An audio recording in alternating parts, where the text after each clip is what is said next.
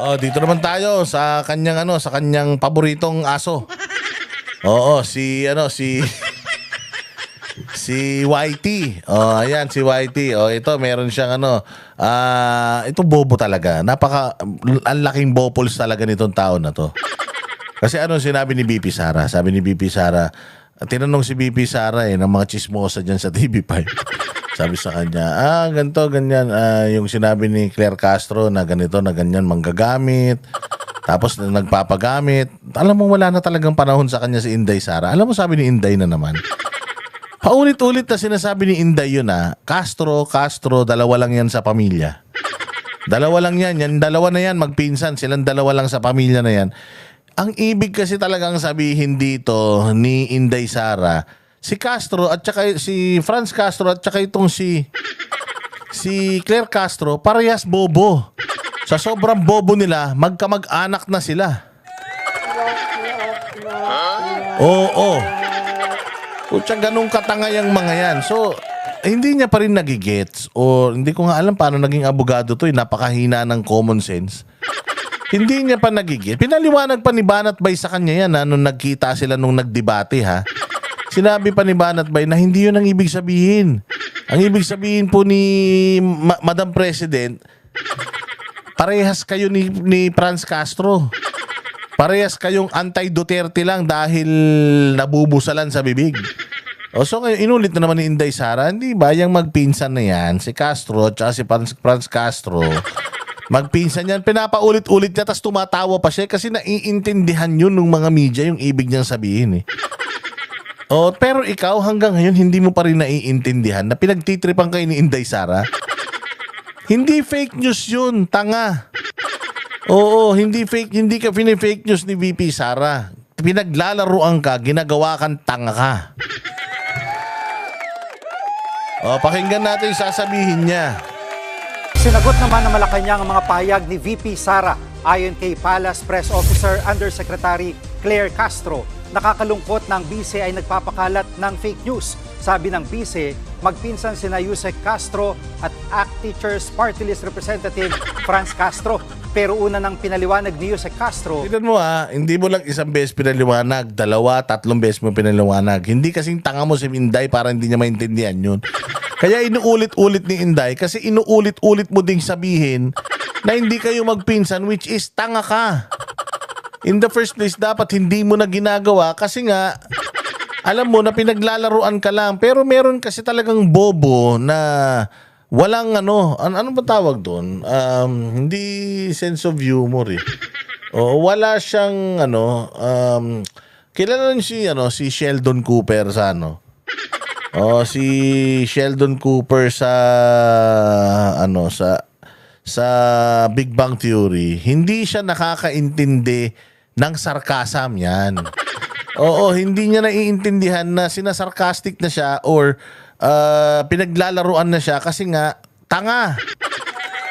Si Sheldon Cooper sobrang talino nun.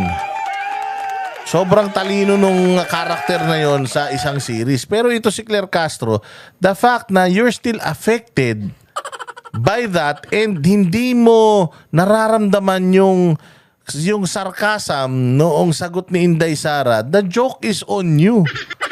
Oo, ang tanga rito ikaw, hindi si Inday Sara kasi hindi mo naiintindihan yung joke.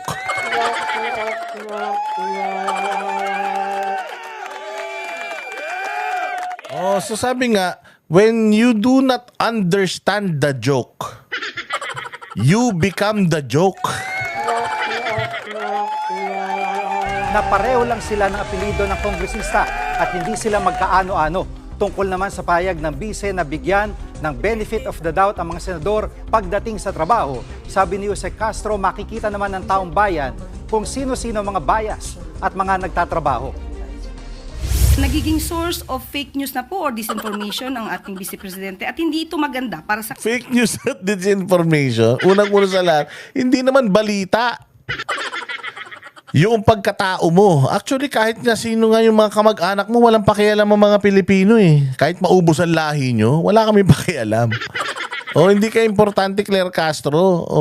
Makaintindi ka. Bobo talaga kayo. Kaya nga sinasabi nila na bobo si Franz, bobo ka din Kasi si Franz, ganyan din, hindi rin siya nakakaintindi ng sarcasm eh.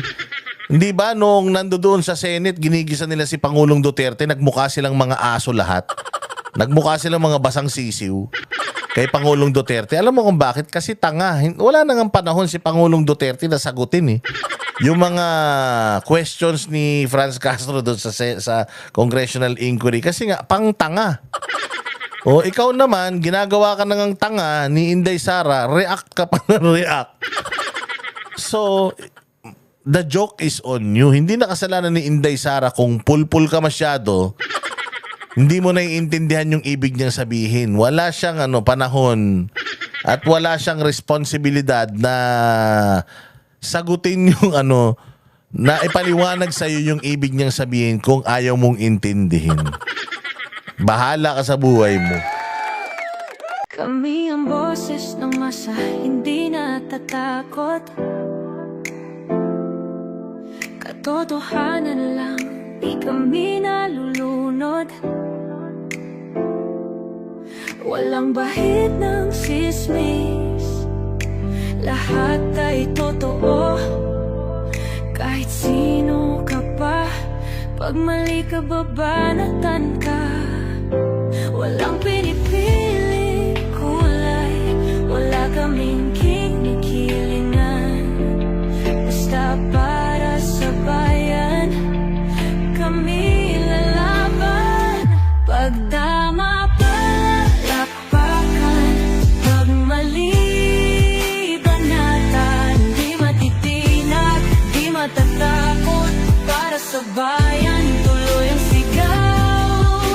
Sa harap ng kamera, walang halong takot. Mga baluktot, lahat kayo'y tutumba.